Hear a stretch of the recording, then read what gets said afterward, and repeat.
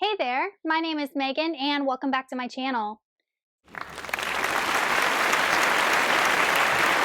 Today I'm going to be discussing 5 authors that I need to read more of. I have read either 1 or 2 of their books and really enjoyed them, but just haven't picked up any more of their work, and they have plenty of work to choose from. But before we go ahead and get on into the list, if you are not already subscribed to my channel, please go ahead and hit that subscribe button, as well as the little bell icon so you can be notified every time I post new bookish content. I post new videos every Monday, Thursday, Saturday, and sometimes other days throughout the week. Also, don't forget to check down the description box below for links to all of my social medias, my Buddy Read Discord, and my Patreon, where you can be entered into winning book giveaways.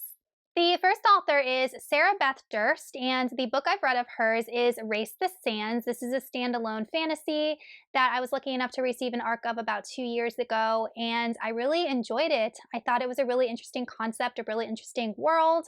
It follows a story where everybody in this world is reincarnated, and if you lived a good, honest life, you're reincarnated as something positive, but if you lived like an evil, sinful life, you're reincarnated as these monsters.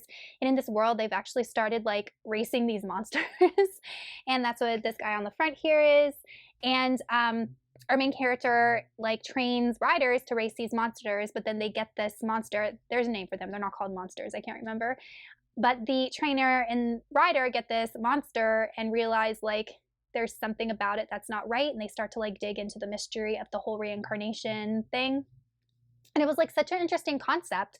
Really nothing like I've ever read before. I just was gripped from page 1. It had an awesome like mother character, like an older woman mother character, kind of like an adopted mother-daughter relationship. So just a lot of good things about this book, and I do want to read more of Sarah Beth Durst. And I actually do own her Queens of Renthia series. I own all 3 books, and I've heard that the series is really good.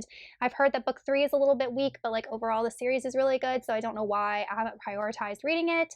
And I also feel like this will be a good author if you're someone that's like looking to get more into adult fantasy. You could definitely use Sarah Beth Durst, because Race the Sands for me was like very accessible, a good starting point for like adult fantasy. Anyways, I do want to get to the Queens of Renthia. Let me know if you guys have read this and if I should prioritize it. The next author would be Blake Crouch. He is an adult sci-fi author, and I have read Dark Matter and Recursion by him, and both of these books I really liked. They're super quick, kind of like sci-fi thrillers, and they're really easy to read, really easy to get into, and there's a lot of like deep themes and like theoretical sci-fi that is included in these stories for like the length of them.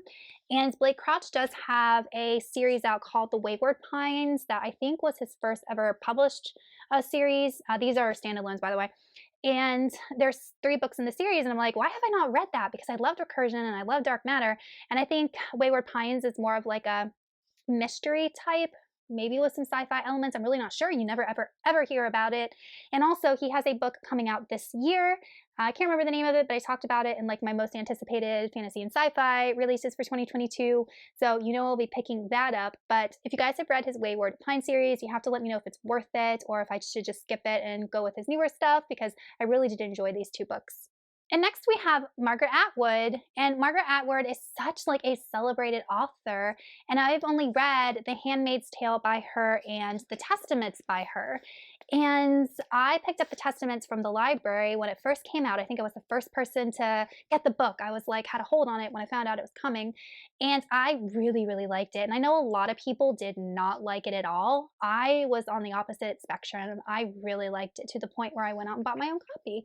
But yeah, Margaret Atwood has written so many other books, and I know she even has some series out, and I just don't know where to start with her. I really enjoy the dystopian, like post-apocalyptic type stuff, and I know that she dabbles in that.